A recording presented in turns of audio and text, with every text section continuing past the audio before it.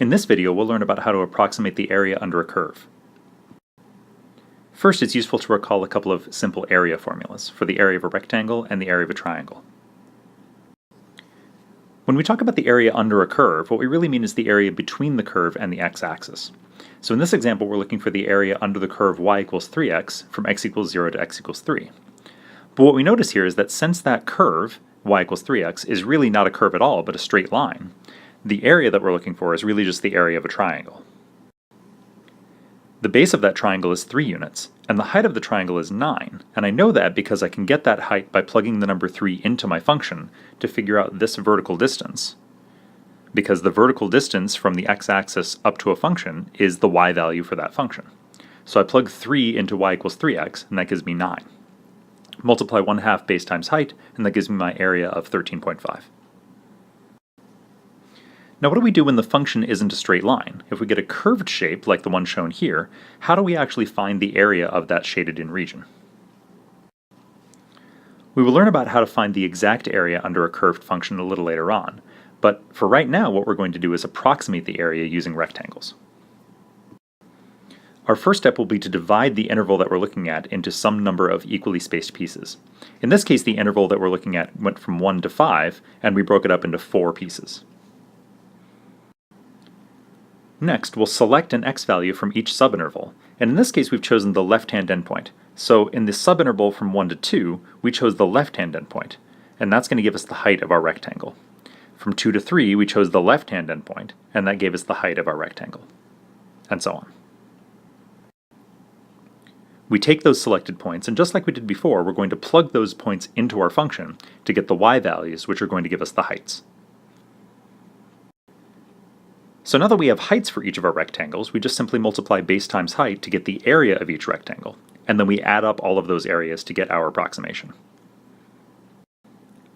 Let's work through an example. Let's approximate the area under the curve y equals x squared from x equals 2 to x equals 10 using 4 subintervals and the left-hand endpoint of each subinterval. When you get a problem like this, you're going to receive all of this information. You're going to be given a function, you're going to be given a starting point and an ending point, you're going to be told how many pieces to divide your interval up into, and you're also going to be given instructions as to how to select the point in each of those subintervals. So all of that information should be provided to you in a problem like this. So step 1 is to divide our whole interval, in this case from 2 to 10, into those 4 equal pieces. So the size of each piece is going to be the size of the interval. 10 minus 2 is 8, so our entire interval from 2 to 10 is 8 units wide. But we're going to take those 8 units and divide them into 4 equal pieces, which means each of the pieces is 2 units. So now we can figure out where the dividing lines are simply by starting at our starting point, at 2, and adding the size of each subinterval, in this case also 2, until we get up to our ending point, which is 10. So that tells us that the dividing lines between our intervals are at 4, 6, and 8. Step 2 now is to select an x value from each subinterval. Now again, we're told here to use the left-hand endpoint of each subinterval. So that means that in the subinterval from 2 to 4, we're going to choose 2, the left-hand endpoint. From 4 to 6, we choose 4, the left-hand endpoint. 6 to 8, we choose 6. 8 to 10, we choose 8. Now in step 3, we take all of those chosen points and substitute them into our function to get heights of our rectangles. So those 4 numbers, 2, 4, 6, and 8, we plug into our function to get 4 heights for our 4 rectangles. Finally, we multiply base times height. The base of our rectangle is the delta x, the width of each subinterval, and the heights are the heights that we obtained in step 3. So our area of our first rectangle is 4 times 2. The area of our second rectangle is 16 times 2. Third rectangle, fourth rectangle, and we get a total of 240.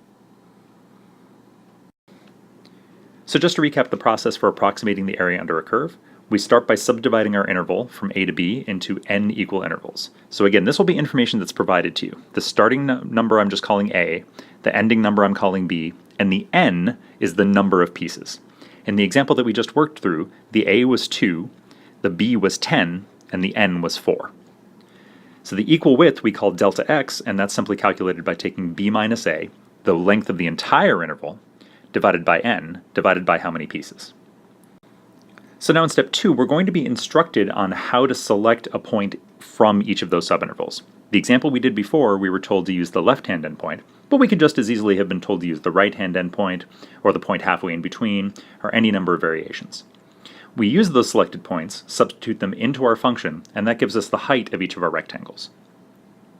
Now that we've got the base, which is delta x, and the height, which we got from plugging into our function, we multiply base times height to find the area of each rectangle. And then finally, we take all of those areas and add them up to get our overall approximation. The more rectangles we use, the closer the rectangles will follow the shape of our curve, and the better approximation we'll get.